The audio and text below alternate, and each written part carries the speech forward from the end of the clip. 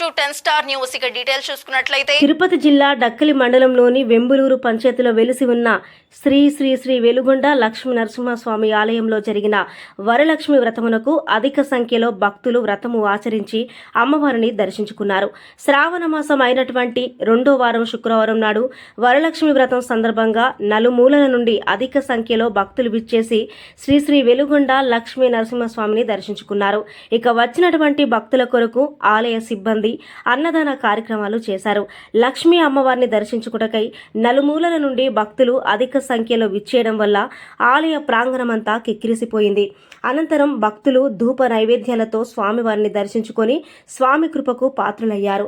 ఈ కార్యక్రమంలో పాల్గొన్న ఆలయ కమిటీ చైర్మన్ విజయ్ కుమార్, సుబ్బారావు, పాయసం గోపాల్, లక్ష్మి, నర్సారెడ్డి, ఆలూరు రమేష్ నాయుడు, కోటి, నరవులు రమేష్ నాయుడు, పోకూరు ఉమా, పోకూరు పుల్లయ్య నాయుడు, ఆలయ కమిటీ, భక్తులు తదితరులు పాల్గొన్నారు.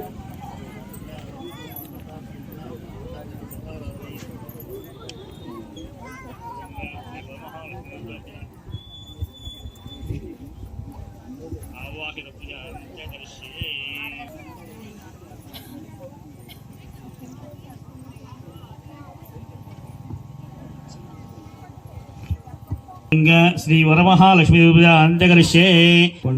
గంధం ఇచ్చుంటే గంధము కుంకుమ పెట్టుకోండి.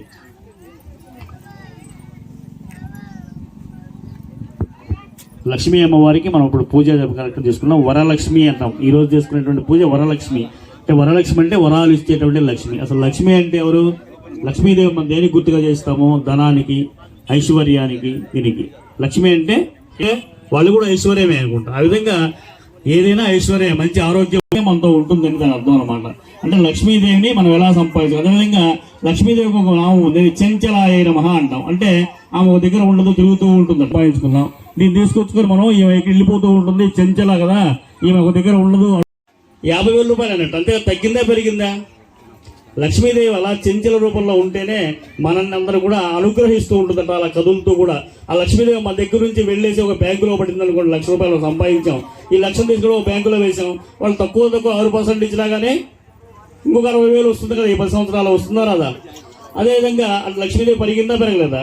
మనం ఇచ్చిన ₹1,00,000 బ్యాంకులో అలాగే ఉంచుకుంటారు. వాళ్ళు బ్యాంకులో లాకర్లో పెట్టేస్తారు. వాళ్ళు కూడా పెట్టరు. వాళ్ళు ఏం చేస్తారు? ఏదో అగ్రికల్చర్ లోనో గోల్డ్ లోనో ఏదో ఒకటి ఇచ్చి ఎవరికైనా గోల్డ్ లోన్ ఇస్తారు. దానికి బ్యాంకుకి ఏదో ఆదాయం వస్తుంది, ఆదాయంలో కొంత మనకి ఇస్తారు అనమాట. ఆ లక్ష్యం బ్యాంకు లోన్ తీసుకున్న వాడలాగే ఉంచుకుంటాడు. లోన్ తీసుకున్నవాడు అగ్రికల్చర్ లోన్ తీసుకుంటాడు, వ్యవసాయం కోసం లోన్ తీసుకుంటాడు. ఈయన తీసుకుని పెట్టిలో పెట్టుకుని తాళం వేసుకుని, అమ్మా నువ్వు కరుణించు, నా ఇంట్లో పొలం పండించు అంటే పండుతుందా? ఈ ₹1,00,000 ఎరువులు మందులు కొనుక్కుంటే, ఎరువు చేసుకుంటేనే వస్తుంది. ఆ విధంగా లక్ష్మీదేవి అలా చెంచల రూపంలో కదులుతూ ఉంటేనే మనందరం కూడా అభివృద్ధి చెందుతూ ఉంటాం అన్నమాట. అందుకనే లక్ష్మీ చెంచలం ఉంటాం అనమాట. ఇప్పుడు కదులుతూ ఉండాలి, ఎప్పుడు కూడా కదలకుండా అలా ఉంటే కూడా మనకు దేనికి ఉపయోగపడుతుంది. ఆ విధంగా లక్ష్మీదేవిని మనం ఎప్పుడు కూడా ఆ అనుగ్రహం కోసం పాటుపడుతూ, లక్ష్మీదేవి కోసంగా పాటుపడుతూ అనుగ్రహంగా పాటుపడుతూ ఉండాలట. ఆ విధంగా ఇప్పుడు అటువంటి వరమహాలక్ష్మి ఏమెవరు? వరలక్ష్మి. వరలక్ష్మి అంటే వరాలు ఇచ్చేటువంటి లక్ష్మి. ఎలాంటి వరాలు ఇస్తుంది? మనం అడిగేటువంటి అన్ని వరాలు ఇస్తుందా అంటే కాదు. మనకి ఏదైతే అర్హత ఉందో, మనం ఏదైతే చేయగలుగుతాం ఆ వరాలన్నీ ఇస్తుందట. వాటికి ఉండే అడ్డంకులు తొలగిస్తుందట. మనం ఏదన్నా కష్టంలో ఉన్నాం, నష్టంలో ఉన్నాం, ఆదాయం లేదు, ఇబ్బందులు పడుతున్నాం, ఇలాంటివి ఏదైనా ఉంటే అలాంటి లక్ష్మి మన అనుగ్రహం వల్ల ఆ ఇబ్బంది తొలగి మన లక్ష్మిని మనకి తొందరగా తీరుస్తుంది. బాగా చదువుకునే వ్యక్తులు రోజు సరస్వతి కూర్చొని ప్రార్థన చేసుకుంటూ సరస్వతి నమస్తభ్యం వరదే కామరుడు అంటూ పద్యాలు చెబుతూ కూర్చొని ఆ మంత్రాలు చేసుకుంటూ ఉంటే వాడు 10th క్లాస్ పాస్ అవుతాడా? పాస్ అవుతాడు. ఒకసారి అమ్మవారికి నమస్కారం చేసుకుని చదవాల్సిన పుస్తకం చదవాలి. ఏదైతే చదవాలో అది చదవకుండా నా సరస్వతి నమస్తే కూడా చదవాలి. అలాగే లక్ష్మీదేవి కూడా మన ఊరికే ఇక్కడ కూర్చొని ఆరాధన చేస్తూ ఆమెకి లక్ష కుంకుమ ఆ విధంగా అన్ని చేస్తే ఉపయోగం లేదు. ఆ లక్ష్మీదేవి రావాలంటే మనం ఏం చేయాలి? దానికి తగినట్టు కృషి చేయాలన్నమాట. ఆ కృషి చేస్తేనే ఆ లక్ష్మి అనుగ్రహం లభిస్తుందట. ఆ విధంగా ఈ వరమహాలక్ష్మి మనకి వరాలన్నీ కూడా అలా గుప్పిస్తూ ఉంటుందట. ఆ వరాలన్నీ కూడా ఇవ్వటం కోసంగా ఈ శ్రావణ మాసం అనేదే అతి ముఖ్యమైనది అనమాట. ఆడవారికి ముఖ్యంగా పసుపు సౌభాగ్యాలకి నందుకు కూడా లక్ష్మీ అనుగ్రహానికి కూడా శ్రావణ మాసం అత్యంత ప్రతిప్రాప్తమైంది. అందుకని ఈ శ్రావణ మాసం వచ్చే 2వ శుక్రవారం ఈ రోజు మనం వరలక్ష్మి వ్రతాన్ని చేసుకుంటూ ఉన్నాం అనమాట. ఈ వరలక్ష్మి వ్రతాన్ని ఇప్పుడు మన లక్ష్మీదేవిని ఆవాహన, అదేవిధంగా అమ్మవారికి అష్టోత్తర పూజలు కూడా జరుగుతాయి. అందరూ కూడా శ్రద్ధగా ఈ పూజా కార్యక్రమంలో పాల్గొవలసింది కోరుచున్నాం. फलावाप्त्यर्थं श्री वरलक्ष्मी देवता मुद्दिश्य श्री वरलक्ष्मी देवता प्रीत्यर्थं कल्पोक्त विधानेन यावच्छक्ति धान्य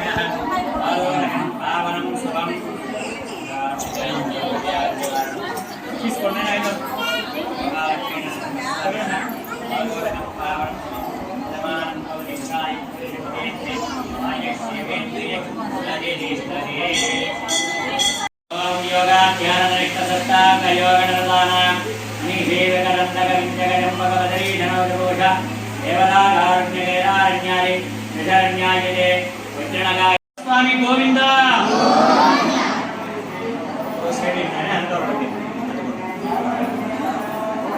గోవింద గోవింద గోవింద గోవింద